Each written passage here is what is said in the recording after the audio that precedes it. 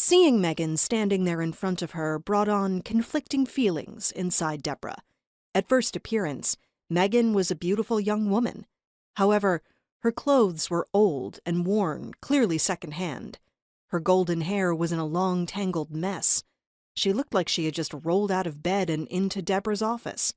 Deborah was torn between a spasm of desire at the thought of Megan rolling out of bed and her professional appraisal of Megan looking a mess for an interview. What got Deborah, though, was her blue eyes. They were as blue as the ocean. They were pulling her in, mesmerizing her to the point that she had to force her own eyes to look away for a moment to collect herself. Megan was here for an interview for a job Deborah had no interest in giving to her. But she would let her have the interview. After all, how could she say no to having this attractive young woman sitting across from her for a few minutes? "Miss Campbell, I presume?" Deborah asked in a cold tone, keeping all of her emotions from it and off her face. "Yes, ma'am. Are you Miss Stewart?" Megan said with a warm smile, hoping it would help to melt her icy exterior. "My office," Deborah said, turning and heading to her office, not even bothering to make sure that Megan was following her. She knew she would be. Megan quickly followed Deborah into her office. She only had a moment to look around, but even her office was cold. There were no pictures of family or friends on the walls or on the large desk.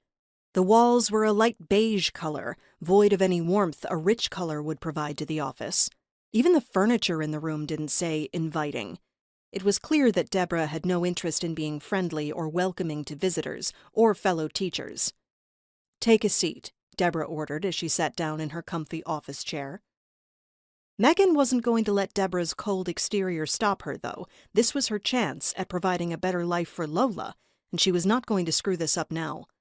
Megan sat down and crossed her right leg over her left, making sure she sat up straight and kept her eyes on Deborah. She might not feel confident, but she was not going to show it. Deborah opened the file that contained Megan's resume as she spoke. "Your resume says you've been a personal assistant for 5 years now. What happened with your last job?"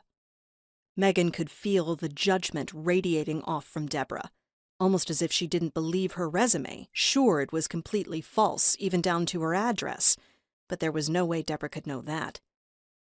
"It was time for a change. I had been there for 2 years, and I felt myself growing comfortable with the position. I wanted to start a new adventure and challenge."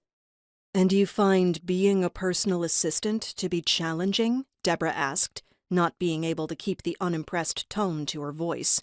To Deborah, being a personal assistant was far from challenging. After all, it was nothing compared to the workload and responsibility she had as a head teacher. "I find people to be challenging, not the work itself. Working for someone different will allow me to utilize different skills and be around different personalities. I'm sure you enjoy being around the other teachers and getting to know any new ones." Megan was very proud of herself for the smooth answer. She may only have a high school diploma, but that didn't mean she wasn't smart.